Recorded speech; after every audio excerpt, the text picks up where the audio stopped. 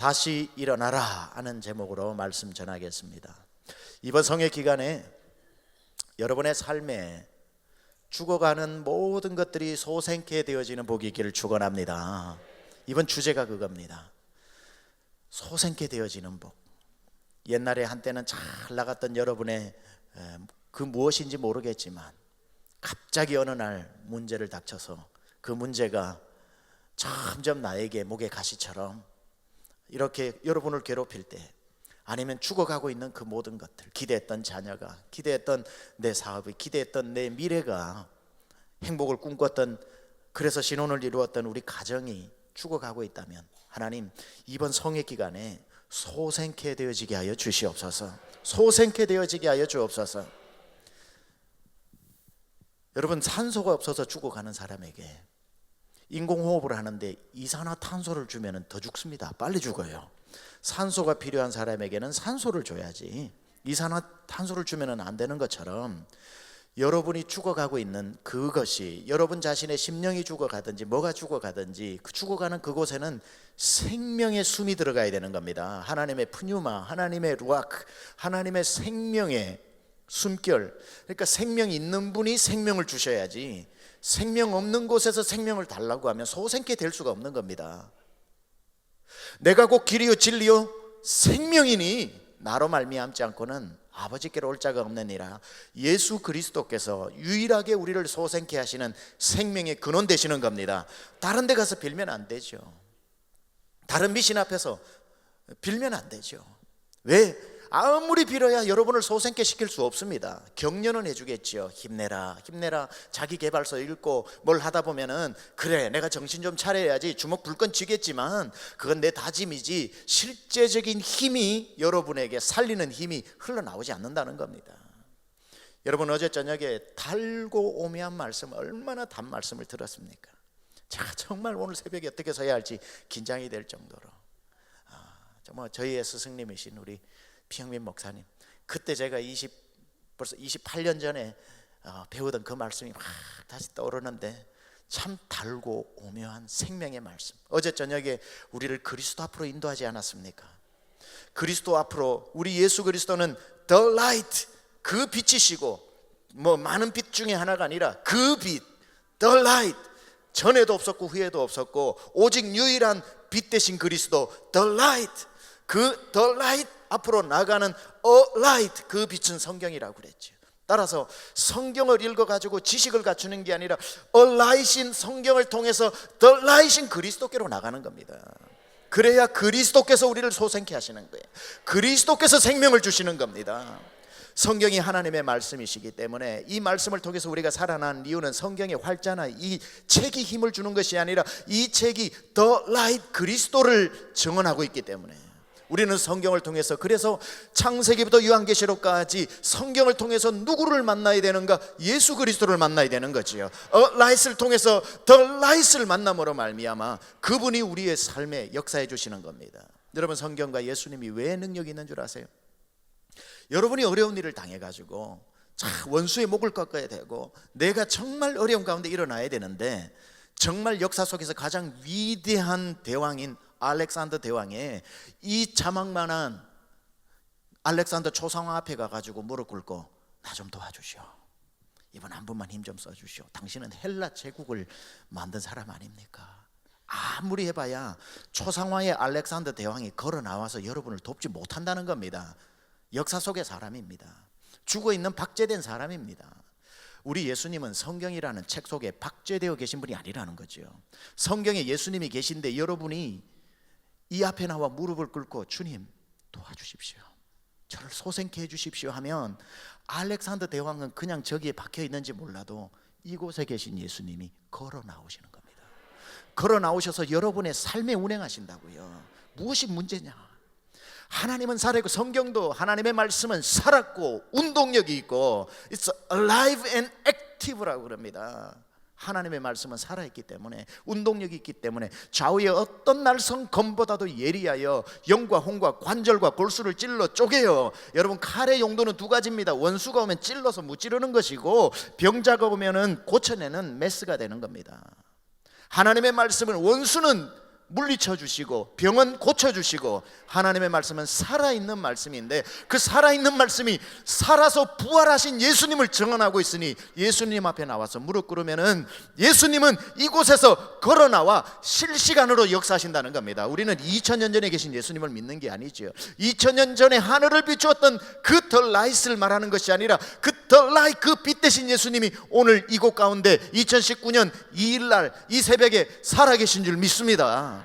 우리는 그 빛 앞으로, 그 예수님, 그분 앞에 무릎 꿇으면 하나님께서, 우리 예수님께서 여러분의 모든 기가 막힐 웅덩이에 빠져도 오늘 건져내 주실 줄 믿습니다. 그래서 예수님이 오늘 걸어 나오셔서 이제 어제 말씀에 이어 2부가 되겠죠. 그 예수님께서 오늘 우리의 삶에 오셔가지고 손을 내밀고 말씀하시는 거예요. 다시 일어나라, 내가 너를 도우리라. 초상화에 멋진 얼굴을 하고 중동의 사람으로 머리 길게 계신 예수님이 아니라 뚜벅 걸어 나오셔서 손을 잡고 달리다쿰 소녀야 일어나라, 아무개 집사야 일어나라, 아무개 장로야 일어나라, 아무개 권사야 내가 너를 도와주리라. 예수님은 오늘 살아계신 예수님이십니다. 다시 일어나라라고 말씀하실 때는 넘어졌다는 뜻이고요, 소생케 해주십시오라고 기도하는 것은 내가 죽어가고 있다는 뜻입니다. 여러분, 죽어가고 있을 때, 넘어졌을 때에 여러분, 사람이 도와주는 것도요, 건강한 사람을 도와줍니다. 희한하지요. 누가 나한테 밥을 사주는 줄 아세요? 내가 밥값 낼 능력 있을 때 밥 사준다고 그래요. 희한하게 내가 사 먹어도 되는데 그때는 전화를 해가지고 밥 한 끼 하지 이럽니다. 근데 진짜 내가 어려워져 가지고 밥 한 끼 먹을 시간은 없을 때는요, 내가 밥 사준다 그래도 안 먹어요. 안 만나줍니다. 실패하고 넘어지는 사람은요, 세상 사람들이 먼저 압니다. 눈빛만 봐도 알아요. 표정만 봐도 알아요. 뒷모습만 봐도 알아요. 걸어가는 것만 보고도 아이고 저 사람 전화하면 이제 받지 말아야 되겠다. 여러분, 쓰러지고 넘어지고 추락하는 것은 날개가 없다 그랬거든요. 아무 소망이 없어요. 지금 여러분의 삶의 위기를 만났죠? 다른 데 찾아가지 마세요. 더 마음만 상해서 옵니다. 더 마음만 상해. 어렵고 넘어졌을 때 제일 좋은 곳은 어디냐? 바로 주님 앞으로 오는 겁니다. 이곳으로 와서 무릎 꿇는 거예요. 그때 주님 살아계시죠? 주님 살아계시잖아요. 주님 도와주세요. 주님밖에 없어서, 천부여 의지 없어서 손 들고 옵니다. 주 나를 박대하시면 나 어디 가리까? 내 죄를 씻기 위하여 피 흘려주시니 곧 회개하는 마음으로 주 앞에 옵니다 할 때 주님이 그 사람 돌려보내는 적 없는 줄 믿습니다. 잘 왔다. 주님 이렇게 오히려 꾸짖으실 겁니다. 진작 오지 그랬냐? 진작 오지 그랬냐? 나는 너를 오래전부터 기다렸다. 그래서 자꾸 딴 데로 가니까 내가 너의 길을 좀 막았다. 그래서 이 길밖에 없도록 만들었다. 이 길밖에 없도록 만들었다. 사람이 살다 보면 넘어질 때가 많습니다. 넘어지는 선수들도 있고요, 자주 넘어집니다. 이 중에 건강으로 넘어져 본 분들도 계시고 넘어져 계신 분도 있지요. 갑자기 그냥 정기검진 갔는데 청천벽력 같은 소식을 들어가지고 마음이 무너져 있는 분들, 주님께서 소생시켜 주실 줄 믿습니다. 그렇게 신실하게 하나님 앞에 잘했는데 내가 다니는 직장에서 갑자기 해고 통지서가 온다든지, 기업이 어려워진다든지, 아니면 가정에 문제가 온다든지, 다 넘어지는 그 순간에 우리 주님께서 긍휼을 베푸사 하나님께서 소생케 시켜주실 줄 믿습니다. 긍휼은 라헴이라고 하는 히브리어로 어근이 같은데 라헴은 자궁입니다. 하나님이 긍휼을 베풀어 주신다는 것은요, 임산부가 자기 애를 돌보는 것처럼 돌봐주신다는 거예요. 주일도 그렇고 지금도 그렇고 임산부 얘기를 많이 하네요. 제가 경제로 넘어질 수가 있고 건강으로 넘어질 수도 있고, 기대를 걸었던 자녀들은 절대 기대를 걸지 마세요. 그러나 이 넘어짐도요, 세대가 다 상관없어요. 여러분, 제일 많이 넘어지는 세대가 언제인 줄 아세요? 10대입니다. 10대 아이들. 한국 와서 가끔씩 왔을 때 한국 보니까요, 한국의 10대 아이들만큼 힘든, 뭐 OECD 따질 것 없이 한국의 10대가 제일 어렵습니다. 이디오피아, 방글라데시, 제가 선교를 많이 다녔는데 거기 10대들은 정말 행복해요. 배가 고파서 그렇지 엄청 행복해요. 자기들은 온 세상이 그냥 자기 세상으로 뛰어다니니까. 한국을 왔다가 달라스로 돌아왔던 방문을 했다 돌아왔던 목사님 한 분이 커피를 마시면서 목사님한테 6분이 앉았는데 눈이 휘둥그레져 가지고 그분이 얘기합니다. 내가 한국 가서 희한한 걸 보고 왔다는 거예요. 그럼 뭘 봤냐 그러니까 미국에 우리 교회에 있던 성도가 한국으로 가가지고 사는데 이제 만났는데 그분이 한국에 와서 세탁소를 하는데 아파트 앞에 세탁소를 해가지고 거기 신방을 가가지고 얘기를 한참 나누는데 뭐 긴 얘기하다 보니까 한 밤 11시가 됐다는 거예요. 근데 그 11시가 되니까 세탁소 앞에 아파트 입구에 학원차가 딱 오는데 밤 11시에 교복 입은 애들이 쭉 내리더랍니다. 4시만 되면은 집에 오는 미국 애들하고 천지가 차이죠. 그래서 아니 세상에 저 10대 아이들이 11시까지 학원을 다니다 오냐고 얘기를 하니까 그 세탁소 주인이 아무 말 안 하더랍니다. 왜 맞장구를 안 치나 싶었는데 그 내리는데 정말 놀란 건요, 다른 학원차가 와서 태우고 가더랍니다. 새벽 1시까지 한대요. 그래서 이게 지금 한국의 10대들의 문제다라고 얘기하니까 달라스에 있는 목사님들이 한 명도 그 거짓말이라고 안 믿어요. 내가 한국 와서 물어보니까 다 그래요 그러더라고요. 한국의 10대 아이들 오늘 여기 아무도 못 왔잖아요. 다 쓰러져 잔다고. 다들 뱀파이어 드라큘라처럼 밤에 안 자고 말이죠. 새벽에 자고 그러죠. 힘들어요. 미국은요, 자녀 키우려면요, 부모가 편하려면 한국에 있고 애들이 편하려면 미국에 있어야 됩니다. 미국은요, 애들이 정말 편해요. 4시면 학교 갔다 오고 난 뒤에 뭐 별로 할 게 없어요. 그런데 부모는 정말 힘들어요. 미국에서 애들 키우기를. 왜냐하면 4시에 학교 갔다 오고 나면은 바이올린 하나를 배우게 해도요, 애를 태워가지고 1시간씩 운전해 가가지고 선생님한테 1시간 배우는 동안 그 앞에서 차 안에서 기다리다가 태워가지고 1시간 바이올린 가르치려면 3시간 걸려요, 부모가. 이건 택시 기사도 이런 기사가 없어요. 태어나서부터 12학년 18살 때까지 그냥 애 셋이면요 감당을 못합니다, 부모가. 근데 한국은 보니까 아침에 애가 가니까 새벽 1시까지 그냥 애가 죽도록 고생하고 엄마는 그냥 찜질방 다니더라고요. 그래서 정말 모성애가 많지 않다면 여기 사세요 그냥. 우리 강남중앙 침례교회 식구들은 여기 사는 게 애들만 고생하면 되잖아요. 부모가 계속 고생할 필요 없잖아요. 근데 내가 죽도록 고생하고 싶다면 달라스로 가세요. 애들은 편합니다. 애들이 정말 고생이 많아요. 애들이 고생이 많습니다.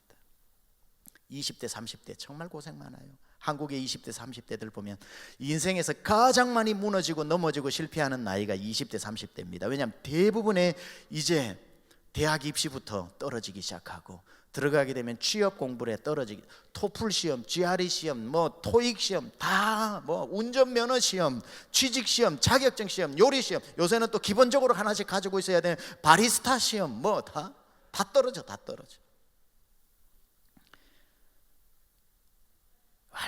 얼마나 고통.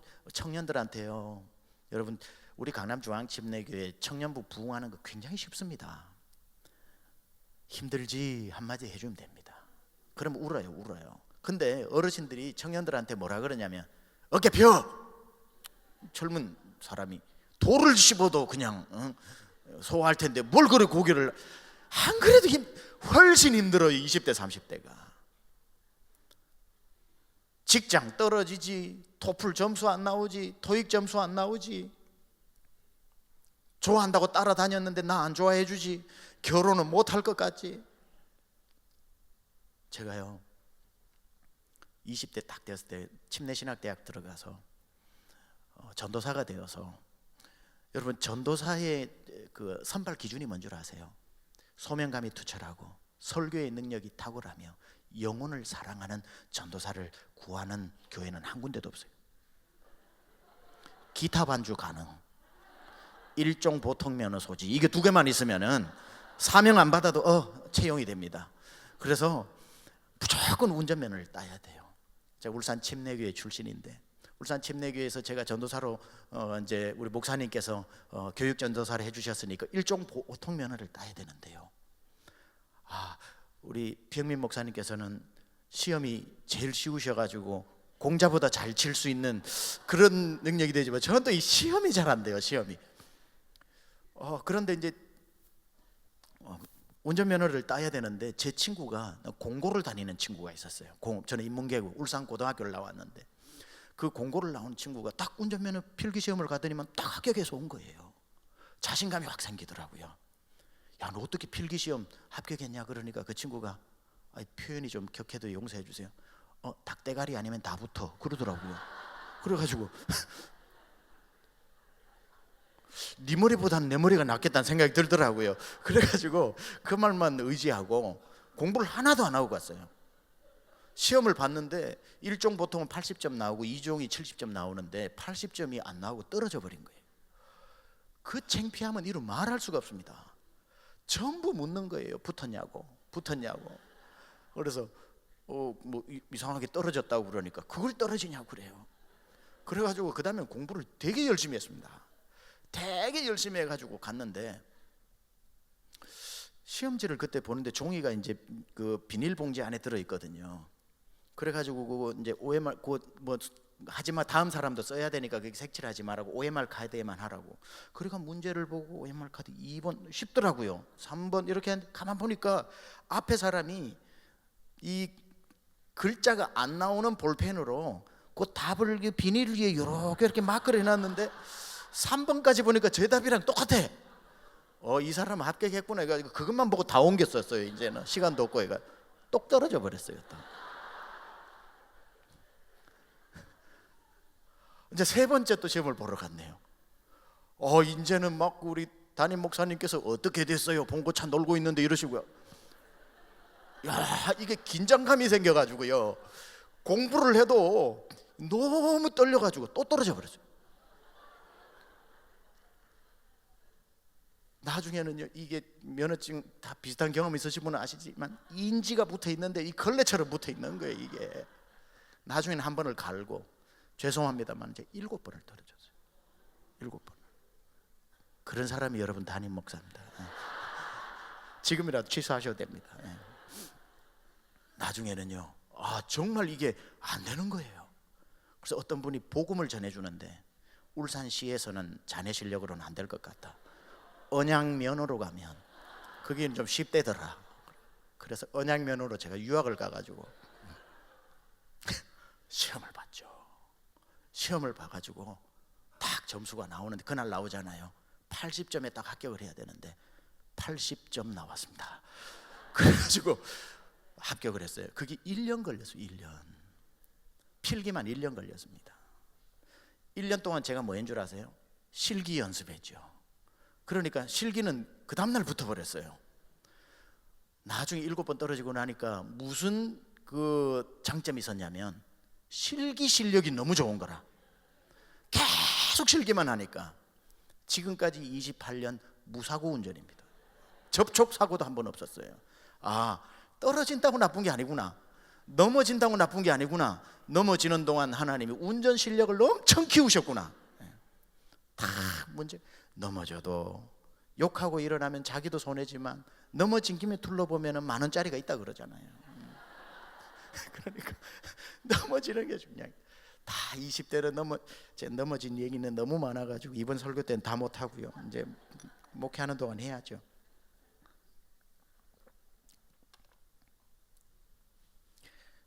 그래서 하도 청년들 넘어지니까 이제 우리 어르신들은 청년들한테 힘들지 밥 한 끼 사줄까? 그 TR로 가자, TNR로 가자. 내가 커피 하나 하고 케이크 하나 사줄게. 그러면 그 친구가 다음 주 5명 전도해 옵니다. 공짜 커피 사줄게 이러고 다 청년들에게 등감 하도 그러니까 자꾸 힘내라만 하는 20대 30대에게 몇 년 전에 베스트셀러가 있지 않았습니까? 김난도 서울대 교수의 아프니까 청춘이다. 책 사서 읽어봤어요. 내용이 뭐 특별한 내용이 있는 게 아니에요. 그냥 이해해 주는 겁니다. 그럼 넘어지는 거죠. 넘어지는 사람들이 있는 30대, 40, 그리고 40대, 그러니까 20, 30대를 나타내는 게 아프니까 청춘이다. 그런데요, 이제 40대 남자들이 제일 불쌍합니다. 여기 40대 남자들 계시죠? 전 세대 중에 제일 불쌍한 나이가 40대랍니다. OECD 국가 중에 자살률 1위, 사망률 1위 40대. 억소리도 못하고 죽어버려요. 자녀들이 중학교, 고등학교 들어갑니다. 그런데 뭐 애들 대학 보낼 돈이 없어요. 그런데 이제 명퇴 무슨 퇴 해가지고 빨리 또 은퇴 날짜가 다가오니까 내 은퇴 걱정도 해야 되는데 그거는 꿈도 못 꿉니다. 그래서 40대를 위해서 나온 또 책이 있더라고요. 제목이 이래요. 40 아플 수도 없는 나이, 이렇게 나와 있습니다. 얼마나 불쌍해요. 40 아플 수도 없는 나이. 1인 기업이기 때문에 아빠가 무너지면 집안이 내려앉으니까. 여기 이 책에 보니까요, 40대 남자들이 꼭 한번 생각을 하는 게 있대요. 시골 내려가서 살까? 강남이나 서울은 너무 힘든데 아무래도 나는 돌아가야겠어. 이곳은 나에게 어울리지 않아. 이렇게 해서 시골에 가서 전원주택 짓고 살까 한번 생각하는 나이가 40대랍니다. 그래서 와이프한테 얘기한대요. 여보, 그냥 시골 가서 살까? 도시는 너무 각박한 것 같아. 그냥 시골에 가서 애들 키우면서 그 이쁜 집 짓고 살자, 이 생각을 하고 말을 한대요. 그때 이제 와이프가, 여보 몰랐는데 힘들었군요. 나도 그 생각했어요. 이 경쟁이 너무 심한데 애들 데리고 내려가서 그냥 거기서 애들 가르치면서 이왕이면 이쁜 집 짓고 삽시다 라고 하는 여자는 한 명도 없다는 거예요. 그렇게 얘기하는 순간 막 도끼눈을 하면서 무슨 소리 지금 하는 거냐고. 시골에 가면 밥이 나와 뭐가 나와. 거기 가면은 뭐 도랑치고 가재 잡고 개구리 애들 잡게 하고 그러면은 대학 보내준대. 거기 과외 선생님이 있어 뭐가 있어. 잔소리 말고 쓰레기통이나 비우고 와. 이러면 또 40대는 쓰레기 봉지 들고 나가 하늘을 보고 그래 참자. 그러다가 억하고 죽는다는 거예요. 그냥 40대가 무너지고. 50대는요, 그 서울대 송호근 교수의 책을 보니까 50대 슬픈 자화상, 그리고는 제목이래요. 그들은 소리내어 울지 않는다. 그들은 소리내어 울지 않는다. 인생은 다 세대마다 아픔이 있는 거죠. 여성분들도 참 시집 와서 많이 무너지잖아요. 그 잘 나갔던, 지금 70이 되셨는데도 아직도 우려먹고 있는 게 내 처녀 때 이렇게 얘기하시잖아요. 처녀 때는 44였고 5였고 다 이렇게 얘기하고. 제가 세미한교회 있을 때도 성도님들이 이만한 여성분들도 꼭 보자고 안 했는데도 지가 꺼내서 처녀 때 사진을 보여줘요. 제가 이랬어요 그래요. 항상 애 둘 낳고 이렇게 됐다는 거예요. 자꾸 아우 그분은 애 안 낳았으면 어떡할 뻔했냐고요. 핑계거리가 없어가지고. 제가 봐서는 애 안 낳아도 그렇게 갈 뿐인데. 그래서 이 여성분들은 자꾸 무너지고 거울을 봐도 자기가 안 이쁘고, 남편도 그걸 정직하게 얘기를 해주고, 아이들도 아주 아프게 얘기를 해주니까 어디를 가냐 그러니까 여고 동창회를 많이 간다고 그러대요. 김창옥 교수의 말에 의하면. 거기 가면 힐링이 된대요. 딱 가자마자 친구가 그런데요, 대번에 어머 기집애야 너 하나도 안 변했다 얘. 그런데 그러는 데는 세상에 거기밖에 없대요. 너는 어쩜 그렇게 처녀 때랑 똑같니? 이렇게 얘기를 해주면 이쪽에서도 얘기하는 거죠. 사도 남말하고 있네 이러면서 막 서로가 서로에게 힐링이 되어가지고. 그러니까 우리 남편분들은 여성분들이 동창회 가는 건 밀어줘야 됩니다. 자아상 회복하고 오는 거예요. 거기에 가서 다 그렇죠. 여기 어르신들 계시지만 연세가 드실수록 무너지잖아요. 시력도 무너지고 청력도 무너지고, 계단도 2계단 3계단 올라가면 쉬었다 올라가셔야 되고, 무거운 거 들지 못하고 허리도 무너지고. 그게 삶이 아니겠습니까? 그러니까 성경은요, 우리를 잘 아시는지라 무너지지 마라 라고 말 안 합니다.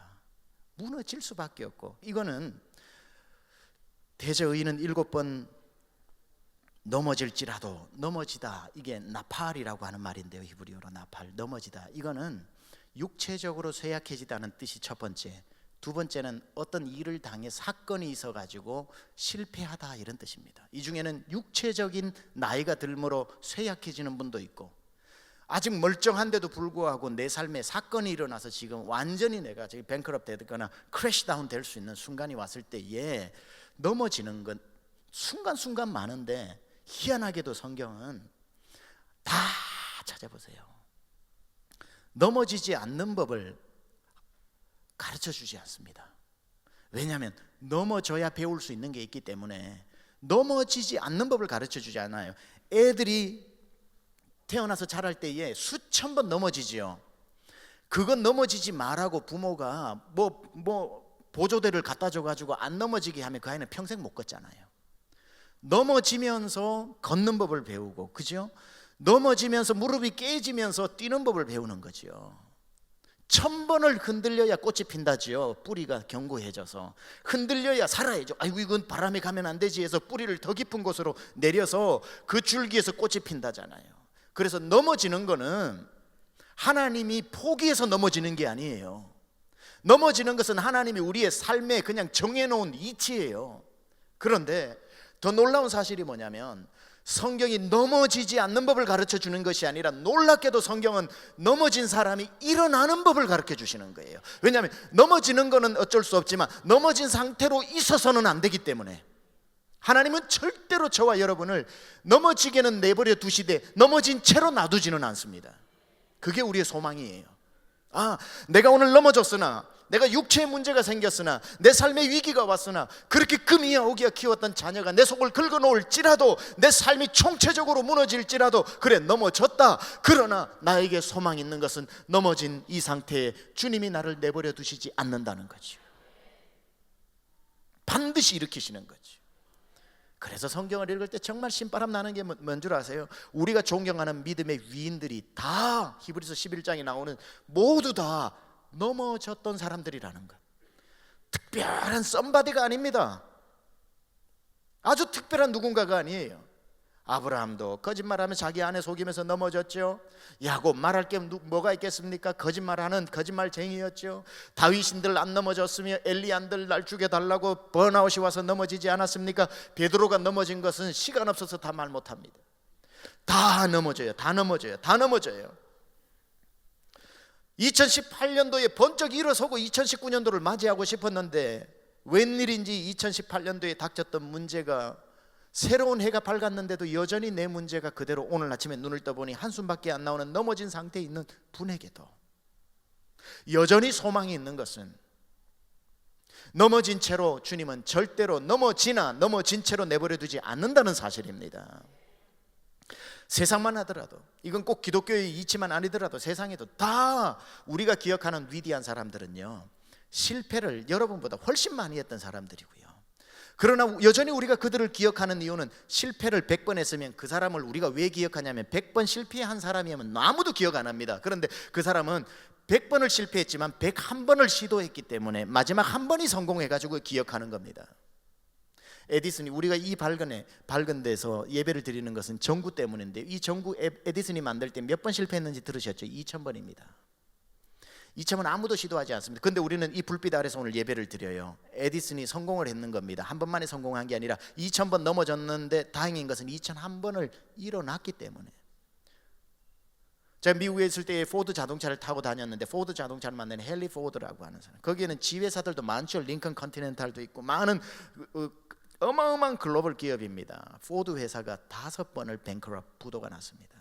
그런데 아무도 부도를 기억하는 사람 없습니다. 왜냐하면 포드 자동차는 지금 세계적 기업이 되었기 때문에 6번을 일어났다는 뜻입니다. 5번의 실패를 기억하는 사람은 아무도 없는 거예요. 포드를 보면서 6번을 일어났기 때문에. 세상의 모든 사람들은 그렇습니다. 우리가 기억하는 위인들은 넘어진 숫자를 기억하지 않고, 넘어진 숫자보다 플러스 1, 한 번을 더 일어나는 것이지요. 오늘 7번 넘어진 사람이 나옵니다. 이 잠언 24장 16절에 보면 의인이 누구예요? 하나님의 자녀입니다. 악인이 누구예요? 하나님 안 믿는 사람입니다. 악인은 그 재앙으로 말미암아 넘어지고 끝입니다. 이렇게 줄 사람이었기 때문에. 그러나 의인은 7번 넘어지는 것은, 넘어지는 숫자를 카운트할 필요가 없는 겁니다. 7번 넘어질지라도 뭐라고요? 다시 일어나려니와. 와, 이 사람은 7번 넘어졌는데 악이다 깡이다 해병대 출신인가? 어떻게 일어났지? 성격 대단하네. 요즘 말로 resilience, 회복 탄력성이 뛰어난 사람인가? 어떻게 7번 넘어졌는데 8번 일어났을까? 대단한 사람인 것 같아요. 여러분, 대단한 사람이면 7번 넘어지지도 않아요. 아싸리. 그러니까 대단한 사람이 아니에요. 형편없는 사람, 오히려 우리보다 훨씬 못한 사람인데 이 사람이 일어났대요. 그럼 우리도 일어나게 될 줄 믿습니다. 아니, 7번이나 똑같은 걸 넘어지는 건 쉽지 않아요. 그런데 대저 의인은 7번 넘어질지라도, 넘어지는 숫자가 중요한 게 아니라 우리가 주목해야 될 것은 다시 일어나려니와. 제가 이 구절을 계속 묵상하면서 제 두란노에서 나온 첫 번째 책이 다시 일어남이거든요. 그 다시 일어남에 이 얘기가 나오는 겁니다. 그런데 다시 일어나 이 말씀을 묵상하면서 이 사람은 어떻게 일어났을까? 7번이나 넘어진 정말 보잘것없는 사람인데, 여러분, 사람이 같은 일을 7번 실패하기 쉽지 않잖아요. 특별한 사람도 아닌데 무슨 어쨌길래 일어났을까? 그러다가 저는 처음에 넘어졌다 일어난 이 사람을 자꾸 보면서 묵상하니까 답이 안 나와요. 또 보고 또 보니까 성경을 보고 보면 누가 보인다고 그랬습니까? 어제 저녁 말씀처럼 The Light, 예수님이 보인다고 그랬죠. 저 이 구절에 예수님이라는 단어가 한 단어도 안 나오는데 제 눈에 또 보고 또 보니까 예수님이 보이더라고요. 어디에 계시냐고요? 이 구절에 7번 넘어진 그 모자란 사람을 포기하지 않고 8번째 일으켜주고 계시는 예수님이 보이더라고요. 이 구절에 예수님 계신 거예요. 그 예수님이 이 구절에 계신 게 아니라 오늘 걸어 나오신다고요. 7번 넘어져 있는 사람에게 야, 손 내밀어 주시고 다시 일어나라, 주님이 일으켜 주신다는 거죠. 눈물을 펑펑 쏟았습니다. 이 짧은 구절에. 하나님, 목회하면서 넘어지고 이민 와서 외롭고 여러 가지 힘든 가운데서 넘어지고 있을 때에 이 사람이 부러워가지고 이 사람의 노하우를 배우려고 했는데 아무리 배울 노하우도 없는데 이 사람은 어떻게 넘어졌다 일어났을까? 일어남의 비법, 자기 개발서 다 해봐도 답이 안 나오는데 여기 예수님이 보이니까 이 사람은 자기 힘으로 일어난 게 아니구나. 7번 넘어져서 이 사람은 퍼질고 누워가지고 나는 안 돼 이제. 7번이 넘어졌는데 여러분, 똑같은 사람에게 돈 3번 빌리러 가보세요. 3번 빌려준 사람 아무도 없습니다. 사람은 1번 속아주고 2번 속아주고 3번 믿어주지만 4번째부터는 본인도 힘들어서 못해요. 근데 7번 넘어지니 남이 포기한 게 아니라 자기가 자기를 포기해버려요. 넌 안 돼, 넌 안 돼, 넌 안 돼 하고 퍼질고 앉아 이제 일어나고 싶지도 않을 때에 자기에게 걸어오는 분이 딱 한 분 있는데 예수님이라는 거예요. 세상 사람 다 포기했는데 그 가운데 그 어둠을 뚫고 빛으로 다가오시는 분이 예수님이고, 또 그 마이리 핸드, 능력의 손을 펼쳐 뭐하냐, 왜 앉아있냐, 주님 나는 일어날 수 없어요. 네가 일어나냐, 내가 일으켜주지 하고 주님이 일으켜주실 줄 믿습니다. 그래서 여기에서 일어나려니와는 자동사가 아니라 일어나지려니와 타동사인 줄 믿습니다. 우리의 구원이 자력으로 일어난 것이 아니라 하나님의 전적인 은혜와 선택하심으로 우리가 구원을 받은 것처럼 우리의 일어남도 털털 털고 일어나야지 악이다 깡이다로 일어날 수 없어요. 일어날 수 없는 자에게 그래서 예수님이 필요하고 예수님이 일으켜 주시는 사건입니다. 그 예수님은 오늘 저와 여러분의 예수님인 줄 믿습니다. 그 예수님이 일으켜 주셔야 오늘 주제처럼 소생케 되는 겁니다. 기도가 뭐 얼마나 대단한 기도가 필요하겠어요. 이렇게까지 산 위에 올라와서 기도하실 때에 주여 내 무너진 것 넘어진 것 이번 기회에 살려주십시오. 소생케 되게 하여 주옵소서. 여러분의 집을 보니 기도 제목이 다 사라져가지고 나는 별로 기도할 거 없어요 목사님, 뭐 소생할 것도 없어요. 왜 그런 말씀하세요? 대한민국에 기독교가 무너져 있는데 이 나라를 일으켜 주십시오. 소생케 해 주십시오. 얼마든지 내 기도가 없으면 도구 기도할 수 있잖아요. 무너진 사람이 있잖아요. 옆에 있는 사람. 주여, 저 내 믿음에 저 형제가 넘어져 있는데 소생케 해달라고. 내 기도 없다고 기도 안 나오면 정말 기도할 줄 모르는 사람입니다. 하나님이 내 기도를 거두어 가주신 이유는 이제부터 진짜 도구 기도자가 되라고, 대한민국을 위해 울고 갈라진 남북을 위해 울고 주님 없이 지옥 가는 사람 위해 울어주라고 내 기도 제목 거두어 가주시고 해결해 주신 겁니다. 나는 기도할 것이 더 이상 없다. 그때부터 진짜 기도자가 되는 거죠.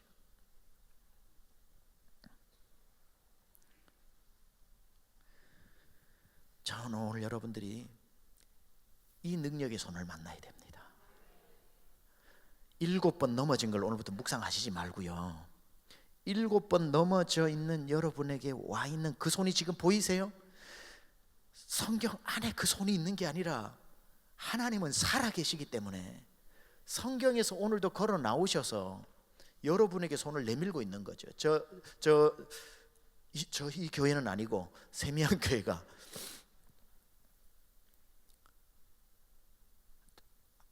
몇 년 전에 안수 집사님으로 있는 분이 그 달라스에서 유명한 치과 의사입니다. 연대 치대를 나와서 미국의 루이지애나 대학교에서 하고 치대 교수를 하다가 이제 달라스로 와서 신앙생활 열심히 하면서 치과를 이제 개원을 하게 된 거죠. 예배를 드려달라고 그래서 예배를 드리러 갔는데 말 수가 없는 그분인데 그분이 쭉 간증을 처음으로 하더라고요.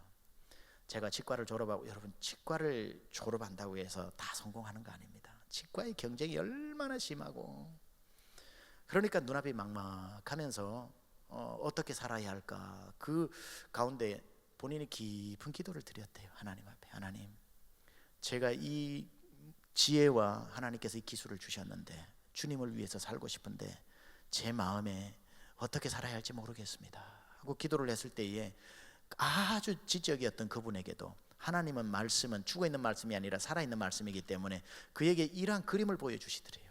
갑자기 자기 앞에 큰 손이 나타나는 게 느껴지더래요. 그리고 그 손이 자기를 쭉 내려가지고 덮고 있는 게 느껴지는데, 그게 이제 영적인 감각으로 알잖아요. 주님이 나를 만지고 계시는구나. 그러면서 그분이, 목사님, 그날 제 젊은 날 그날부터 오늘 병원을 개원하는 이날까지 그 손이 제 곁을 떠난 적이 한 번도 없습니다. 그래요. 부러워할 필요가 없어요. 그 손은 지금 여러분에게 드리워진 손입니다. 세미안교회 목회를 할 때 탈북한 자매가 세미안교회 와가지고 그 가사 도우미로 와가지고 한 6개월 있다가 가신 분이 있는데, 얼마나 정신적인 고통이 많고 정서적으로 불안하고, 그래서 6개월 동안 하나님이 그 자매를 전인적으로 치료를 하기 시작하는데, 그 얘기는 기회가 되면 다음에 하겠지만, 이 자매가 나중에 간증을 하는데 자기 간증을 이렇게 합니다. 뭐 탈북자분들의 그 간증이 다 비슷비슷하지만 좀 독특한 간증이 있더라고요. 북한에서 자녀들을 데리고 자녀 2명은 벌써 자기 손으로 묶고, 그러고 나와가지고 자녀 가족들 몇 명하고 산속에 숨어서, 안 그러면 몸이 팔려가니까 중국에서 산속에 있는데 산속만 다니면서 선교하는 선교사님들이 계시잖아요. 그 선교사님을 만나서 예수님을 영접합니다. 예수님을 영접하고 난 뒤에 뭘 하고 싶냐고 선교사님이 묻더래요. 그러니까 나 남조선으로 가고 싶습니다. 그렇게 이야기를 하니까 좀 있어 보라고. 그러고 가더니만 안 오더래요. 또 버리워졌구나. 그렇게 생각을 했는데 한 일주일이 넘어가지고 그분이 다시 와가지고 가족 숫자들이 여권을 만들어 왔더랍니다. 가짜 여권인 거죠. 그러면서 여기서 홍콩 쪽으로 내려가는 기차를 타야 되는 거고, 기차를 탔을 때 공안이 와가지고 이걸 검색을 할 때 절대 당황하는 표정을 하지 말고, 물어도 대답하지 말고 가만히 이렇게 웃기만 하라고 이렇게 지시를 내려줘가지고 일가족이 그렇게 훈련하면서 성경 구절 하나를 가르쳐주면서 힘들고 어려울 때마다 이 성경 구절을 외워라, 이렇게 해서 한 몇 시간 동안 그 전체 아이들을, 자녀하고 자기하고 놓고 성경 구절을 암송시키고 난 뒤 기도해주고 보내더랍니다. 기차를 타고 한 며칠을 내려가지요. 내려갔다가 이 탈북하는 경로가 정확히 저 미얀마를 지나 캄보디아를 지나 메콩강을 건너 태국에서 거기에서 비행기를 타고 한국으로 들어오는 건데, 이제는 거기까지 무사히 기차를 타고 공안에게 걸리지 않고 내려가가지고 국경을 넘어서는데 문제가 있습니다. 미얀마를 갈 때는 정글이라 가지고 뱀이 우글우글거리는 그것을 낮에 가면 다 잡히니까 밤에 지나가야 되는데 처음에 뱀에 물려 죽는답니다. 대부분 탈북자들이. 그 지나고 나면은 캄보디아를 지나가 밀림을 지나가는데, 캄보디아는 킬링필드, 그 땅 전체가 지뢰밭입니다. 그래서 낮에 봐야 지뢰 조심 써놔할 텐데 밤에 가면은 밟아가지고 터져가지고 죽는 탈북자가 많대요. 그러는데 그 지뢰밭을 지나고 나면은 이제 그 급물살이 있는 메콩강을 지나면은 태국으로 들어갈 수 있는데, 대부분 제일 많이 죽는 데가 그 강물에 휩쓸려 가지고 다 죽는답니다. 그래, 어차피 뭐 죽은 목숨인데 그래 가보자. 그러고는 이제 미얀마의 그 정글을 지나가는데 밤에 손을 잡고 막 지나가는 겁니다. 그 뱀이 나타나서 물리면 그냥 죽는 거예요. 즉사는 맹독이 있는 겁니다. 밤새도록 걸어가는데 멀리 동쪽에서 해가 떠오르는데 살았다 하는 마음이 들더래요. 그리고는 또 낮에 숨어 있다가 밤에 움직이다가 이제 캄보디아 국경을 지나가지고 가는데, 지뢰밭이 있는데 또 밤으로 가는데 밟으면 뻥 터지면 일가족 다 죽는 건데 밤새도록 그 두렵고 떨리는 마음으로 갔는데 또 동쪽으로 해가 탁 떠오르니까 살았다 하는 마음이 들더래요. 그래서 메콩강 앞에 섰다는 거예요. 보니까 물살이 얼마나 이렇게 세게 내려가는데 이제 건너면 저기에서 대사관에서 들어가면서 할 수 있는 거예요. 그래가지고 가르쳐준 대로 돌 가지고 와가지고 주머니에 돌이라는 돌은 다 애들한테 다 넣어주고 뱃속에도 넣고 옷에도 넣어가지고 돌을 들고 손을 잡고 이렇게, 준비됐나? 그러니까 예 엄마. 그리고는 그 강을 건너기 시작하는데 처음에는 뭐 이렇게 발목으로 오고 무릎으로 오고 허리로 오고 쭉 들어가는데 갑자기 팍 깊어지잖아요. 몸이 붕 뜨면은 쓸려 내려가면 일가족 5명이 다 죽는 겁니다. 근데 몸이 붕 뜨더라는 거예요. 아무리 발끝을 가지고 어딘지 했는데도 애들도 뜨기 시작하고 자기도 뜨는데 이거는 이제는 한 발만 이렇게 밀려 들어가면 떠내려가는데 이거 어떡하냐 이거 엄마 몸이 떠요. 거기에서 이제 우리가 다 죽는구나 생각을 하는데 그때 문득 선교사님이 그 숲속에서 가르쳐줬던 구절이 생각나더라고요. 가다가 어려울 때 이 구절을 외우라 그랬던 거예요. 시편 46편 1절에서 3절인데 하나님은 우리의 피난처시요 힘이시니 환난 중에 만날 큰 도움이시라. 그러므로 땅이 변하든지 산이 흔들려 바다 가운데 빠지든지 바닷물이 솟아나고 뛰놀든지 그것이 넘침으로 산이 요동할지라도 우리는 두려워하지 아니하리로다. 이 구절이 딱 생각나는데 얘들아 선교사님 외우라는 구절 생각나니? 생각나요? 외우자. 하나님은 우리의 피난처시요 힘이시니 환난 중에 만날 큰 도움이시라. 그러므로 땅이 변하든지 산이 흔들려 바다 가운데 빠지든지 바닷물이 뛰놀고 넘침으로 산이 요동할지라도 우리는 두려워하지 아니하리로다. 하나님은 우리의 피난처시요 힘이시니 환난 중에 만날 큰 도움이시라. 딱 외우고 있는데 희한한 신비 체험인 거죠. 하나님 살아계시니까 그런 역사 왜 안 일어나겠습니까? 갑자기 발밑에서 누가 발목을 꽉 잡아버리는 거예요. 누가 헤엄쳐 와서 잡은 줄 알았는데 꽉 잡더래요. 그래서 너무 놀래가지고 우리 교회에서 이분이 직접 간증한 거예요. 얘들아 발밑에 뭐 느껴지네? 그러니까 엄마 누가 잡아요. 그때 마음에 건너도 되겠다는 마음이 들더래요. 그럼 앞으로 가자. 그리고 이렇게 한 발을 디디고 두 발을 디뎠는데 마치 누가 발을 딱 잡고 이렇게 옮겨주더랍니다. 그래서 일가족이 강을 건너고 한국으로 들어왔다는 거예요. 누가 잡아준 겁니까? 7번 넘어져 있는 자에게 힘들지 하고 위로나 해주는 분이 아니라 그분은 살아계시고 그분은 역사하시고 그분은 환난 중에 만날 큰 도움이시며 여러분의 삶에 파도가 넘치고 산이 요동하고 그 산이 또 흔들려 바다 가운데 빠질지라도 나는 두려워하지 아니하리로다. 그 하나님의 손이 절대 포기하지 않고 여러분을 살려주시는 줄 믿습니다. 오늘 이 아침에 우리 한번 반주해 주시면서 우리 한번 기도를 하는데 여러분 이왕 시간 들여서 마음 사모해서 이 산 위에까지 올라왔는데 하나님 이제 빛 대신 예수 그리스도 주님 제 삶에 무너져 있는 부분들이 있습니다. 아니 하나님께서 저에게는 평탄한 길을 주셨는데 하나님 내 주변에 내 사랑하는 형제 내 믿음의 동료가 지금 넘어지고 있습니다. 주여 긍휼을 베풀어 주시옵소서. 하나님 무너진 모든 것을 다시 수축해 주시옵소서. 일어나 주의 제단을 회복해 하여 주시옵소서. 세상 사람 다 포기해도 우리 주님 포기하지 않으신데 주님의 능력의 손은 오늘도 우리를 향해 있는데 나는 나를 포기하고 주님도 보이지 않아서 나는 안 돼. 이제는 끝났어. 이제는 안 되는 거야. 이제는 아무도 도와줄 수 없어. 눈을 열어 주를 보라. 주님이 우리 앞에 서서 손을 내밀고 있으니 손을 잡으며 나는 나를 포기해도 내가 일어나는 것이 아니라 주께서 대저 의인은 7번 넘어질지라도 다시 일으켜 주실 줄 믿습니다. 두 손을 들고 주의 한번 크게 부르짖고 주여 우리를 살려주십시오 기도합니다. 주여. 오 하나님 아버지 이 시간